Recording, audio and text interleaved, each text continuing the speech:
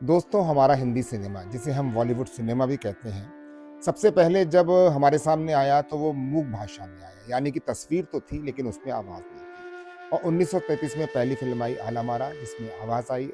हमारे यहाँ की पहली फ़िल्म है आला मारा, जो आवाज़ के साथ थी। और उसी के साथ एक दौर शुरू हुआ मनोरंजन का, सिनेमा का और लोगों से राब्ता बनाने का।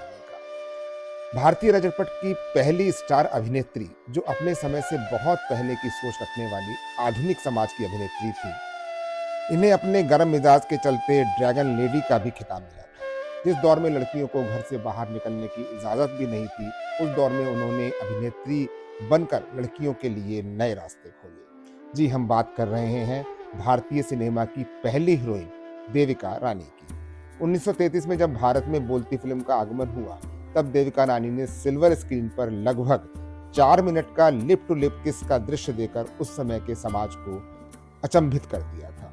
इसके लिए देविका रानी की काफी आलोचना भी हुई और फिल्म को प्रतिबंधित भी किया गया। इस फिल्म ने अंतर्राष्ट्रीय लोकप्रियता हासिल की और उन्हें प्रसिद्धि के शिखर पर पहुंचा दिया। ये यूरोप में रिलीज होने वाली पहली अंग्रेजी भाषा में बनी भारतीय फिल्म थी, जिसके लंदन में विशेष शो आयोजित किए गए और विंडसर पैलेस में शाही परिवार के लिए इसका विशेष प्रदर्शन भी किया गया था। उन्होंने अपनी फिल्मों के माध्यम से, यानी कि देविका रानी ने जर्जर सामाजिक रूढ़ियों और मान्यताओं को चुनौती देने के लिए नए मानवीय संवेदनाओं और मूल्यों को स्थापित करने का है। उनकी हर फिल्म को क्लासिक का दर्जा हासिल है।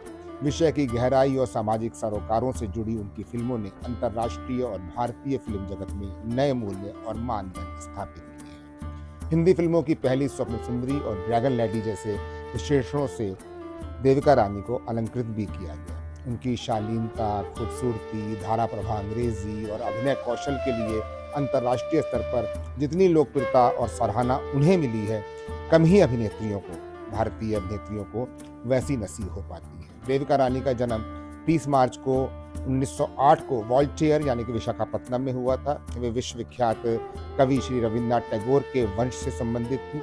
श्री टैगोर उनके चचेरे परदादा थे। देविका रानी के पिता कर्नल M.N. चौधरी मद्रास के पहले सर्जन जनरल थे। उनकी माता का नाम श्रीमती लीला चौधरी था। स्कूल की शिक्षा समाप्त करने के बाद 1920 के दशक के आरंभिक वर्षों में देविका रानी नाट्य शिक्षा ग्रहण करने के लिए लंदन चली गई और वहां से वे Royal Academy of Dramatic Art RADA और रॉयल एकेडमी ऑफ म्यूजिक नामक संस्थाओं में उन्होंने एडमिशन लिया और उन्होंने आर्किटेक्चर, टेक्सटाइल एवं डेकोर डिजाइन विधाओं में अध्ययन किया और एलिजाबेथ आर्डन में काम करने लगी। अध्ययन काल के मध्य देविका रानी की मुलाकात हिमांशु रॉय से हुई। हिमांशु रॉय ने देविका रानी को लाइट ऑफ एशिया नामक अपने पहले प्रोडक्शन के लिए सेट डिजाइनर बना दिया।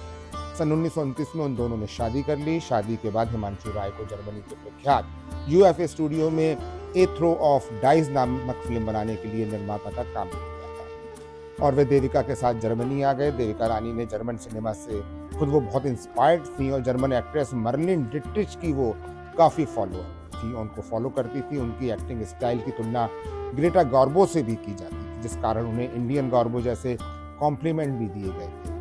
हिमांशु रॉय ने जब 1933 में फिल्म कर्मा का निर्माण किया तो उन्होंने नायक की भूमिका स्वयं निभाई और अभिनेत्री के रूप में देविका रानी का चुनाव किया। ये किसी इंडियन द्वारा बनाई गई पहली अंग्रेजी संवादों वाली फिल्म थी और इसी फिल्म में उन्होंने लिप टू लिप किस किया था। अंग्रेजी संवादों वाली फिल्म थी ये।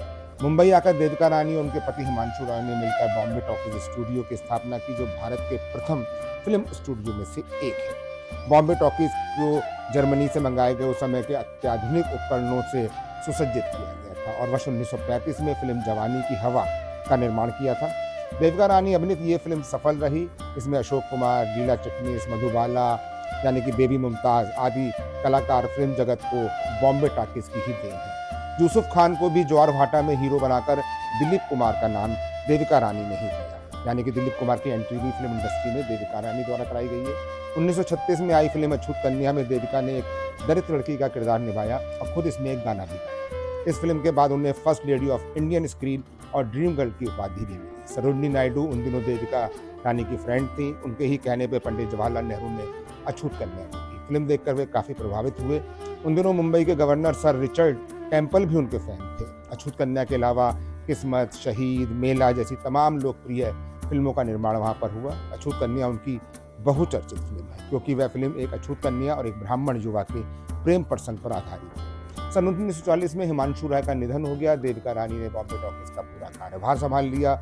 चीफ कंट्रोलर ऑफ डायरेक्टर के नाते उन्हें स्टूडियो मैनेजमेंट से लेकर बिजनेस तक सारा काम देखना पड़ता था। फिर भी उन्होंने अपने निर्देशन में बनी किसी भी फिल्म का स्तर कम नहीं होने दिया। पुनर्मिलन, किस्मत जैसी फिल्में उसी समय की थी। हालांकि एक तरफ वे स्टूडियो का कार्यभार देख रही थी, तो दूसरी तरफ उनके मन में अभिनय को लेकर भी एक कश्मकश चल रही थी। और बॉम्बे टॉकीज के साथ जुड़े सरदार मुखर्जी और अशोक कुमार अलग होकर फिल्मिस्तान स्टूडियो से जुड़ गए थे।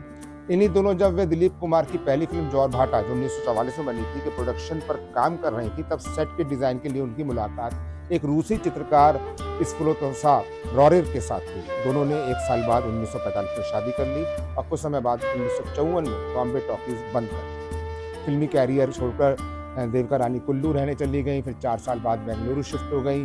देविका रानी को भारतीय सिनेमा के सर्वोच्च सम्मान दादा साहब फाल्के पुरस्कार और सोवियत लैंड नेहरू पुरस्कार सहित दर्जनों सम्मान मिले। फिल्मों से अलग होने के बाद भी वह विभिन्न कलाओं से जुड़ी रही। वह नेशनल अकेडमी के अलावा ललित कला अकादमी, राष्ट्रीय हस्तशिल्प बोर्ड और भारतीय सांस्कृतिक संबंध परिषद जैसी संस्थाओं से संबंधित रही। इसके अलावा देविका रानी फिल्म इंडस्ट्री की प्रथम महिला बनी जिन्हें पद्मश्री से नवाजा गया। 9 मार्च 1994 को देविका रानी रॉरेर का निधन हो गया। तो ये कहानी थी देविका रानी की, जो हमारे बॉलीवुड के रजत पट की पहली नायिका हैं, पहली बोल्ड नायिका हैं और पहला लिप किस देने वाली एक ऐसी नायिका जिन्होंने उस समय के संसार को, समय के समाज को हिला के रख दिया था। और उन्होंने यानी कि देविका रानी ने इंटरनेशनल फेम भी पाया और सबके दिल भी जीते और बहुत सारी हीरोइंस का रास्ता आने के लिए खोला। और उस जमाने की लड़कियों को भी उन्होंने प्रोत्साहित किया और उन्हें उत्साहित किया। ऐसी देविका रानी को हम याद कर रहे हैं। और किसी और हीरोइन को जिन्होंने इंडस्ट्री में बहुत बड़े बड़े काम किए हैं, बहुत नाम कमाया है, वो अलग बात है कि आप कितना बोल्ड करते हैं, किस तरह से सामने आते हैं, लेकिन आप एक रास्ता बनाते हैं, एक ज़मीन बनाते हैं दूसरों के चलने के लिए। तो अगली ऐसी किसी और हीरोइन पर बात करेंगे अगले एपिसोड।